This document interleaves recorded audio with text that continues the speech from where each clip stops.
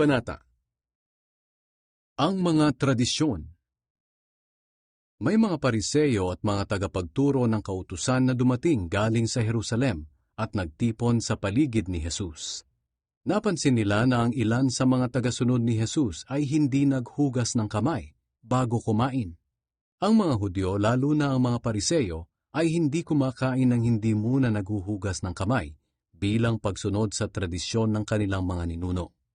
Hindi rin sila kumakain ng anumang nabili sa palengke nang hindi muna nila ginagawa ang ritual ng paglilinis. Marami pa silang mga tradisyong tulad nito, gaya ng paghuhugas ng mga kopa, pitsel, at lutoang tanso. Kaya tinanong siya ng mga Pariseyo at ng mga tagapagturo ng kautusan, "Bakit hindi sinusunod ng mga tagasunod mo ang mga tradisyon ng ating mga ninuno? Hindi sila naghuhugas ng kamay bago kumain." Sinagot sila ni Jesus, "Tamang-tama ang sinabi ni Isaias tungkol sa inyo na mga pakitang tao. Ayon sa sinulat niya, sinabi ng Diyos na, iginagalang ako ng mga taong ito sa mga labi lang nila, ngunit malayo sa akin ang kanilang mga puso. Walang kabuluhan ang kanilang pagsamba sa akin, dahil ang mga itinuturo nila ay mga utos lang ng tao. Sinusuway ninyo ang utos ng Diyos, at ang sinusunod ay mga tradisyon ng tao." Sinabi pa ni Jesus, "Mahusay kayo sa pagpapawalang bisa sa mga utos ng Diyos para masunod ninyo ang inyong mga tradisyon. Halimbawa na lang, sinabi ni Moises, igalang ninyo ang inyong mga magulang, at ang lumapastangan sa kanyang mga magulang ay dapat patayin. Pero itinuturo nyo naman na kapag sinabi ng isang anak sa mga magulang niya na ang tulong na ibibigay niya sana sa kanila ay korban, ang ibig sabihin nakalaan na sa Diyos, hindi na siya obligadong tumulong pa sa kanila. Pinapawalang halaga ninyo ang utos ng Diyos sa pamamagitan ng mga tradisyong minana ninyo sa inyong mga ninuno. At marami pa kayong ginagawa na tulad nito." Ang nagpaparumi sa tao. Muling tinawag ni Jesus ang mga tao at sinabi sa kanila, "Makinig kayong lahat sa akin at unawain ang sasabihin ko. Hindi ang pumapasok sa bibig ng tao ang nagpaparumi sa kanya, kundi ang mga lumalabas sa kanya. Kayong mga nakikinig, dapat nyo itong pag-isipan." Pagkatapos, iniwan niya ang mga tao at pumasok sa bahay. Nang nasa loob na siya, tinanong siya ng mga tagasunod niya kung ano ang ibig sabihin ng talinghaga na iyon. Sinabi ni Jesus sa kanila, "Bakit? Hindi nyo pa rin ba naiintindihan? Hindi nyo ba alam na anumang kainin ng tao ay hindi nakakapagparumi sa kanya? Sapagkat anuman ang kainin niya ay hindi naman sa puso pumupunta, kundi sa kaniyang tiyan, at idudumi rin niya iyon." Sa sinabing ito ni Jesus, ipinahayag niya na lahat ng pagkain ay maaaring kainin.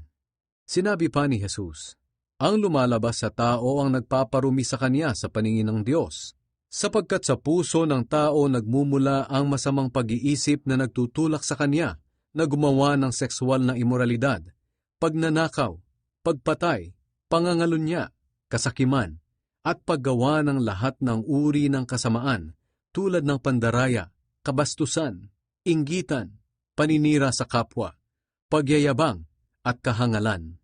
Ang lahat ng kasamaang ito ay nanggagaling sa puso ng tao, at siyang nagpaparumi sa kanya."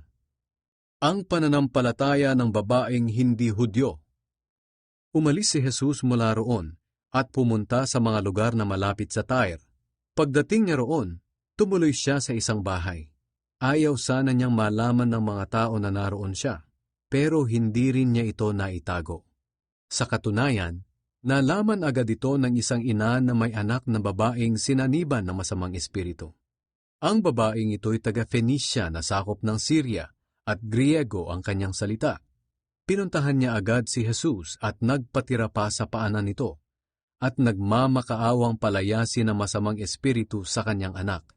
Pero sinagot siya ni Jesus sa pamamagitan ng isang kasabihan, "Dapat munang pakainin ng mga anak dahil hindi tamang kunin ang pagkain ng mga anak at ihagi sa mga aso." Sumagot ang babae, "Tama po kayo, Panginoon. Pero kahit mga aso sa ilalim ng mesa ay kumakain ng mga mumo na nailalaglag ng mga anak." Kaya sinabi ni Jesus sa kanya, Dahil sa sagot mong iyan, maaari ka nang umuwi. Lumabas na sa anak mo ang masamang espiritu. Umuwi nga ang babae at nadatna ng anak niya sa higaan, at wala na nga ang masamang espiritu sa kanya. Pinagaling ni Jesus ang isang pipit bingi. Pagbalik ni Jesus mula sa lupain ng Tyre, dumaan siya ng Sidon at umikot sa lupain ng Decapolis at pagkatapos ay tumuloy sa lawa ng Galilea. Doon dinala sa kanya ng mga tao ang isang lalaking pipit bingi. Nakiusap sila na ipatong ni Jesus ang mga kamay niya sa lalaki. Inilayo muna ni Jesus ang lalaki sa mga tao. Pagkatapos, ipinasok niya ang kanyang mga daliri sa mga tainga ng lalaki. Saka dinuraan ang kanyang mga daliri at hinipo ang dila nito. Tumingala si Jesus sa langit, nagbuntong hininga at sinabi sa lalaki, Ephata, na ang ibig sabihin, mabuksan ka. Pagkatapos nito, nakarinig na ang lalaki at nakapagsalita ng maayos. Pinagbilinan niya ang mga tao na huwag ipamalita ang nangyari. Pero kahit pinagbawalan sila, lalo pa nila itong ipinamalita. Manghang-mangha ang mga tao at sinabi nila, napakagaling ng ginawa niya. Kahit mga pipit bingi ay nagagawa niyang pagalingin.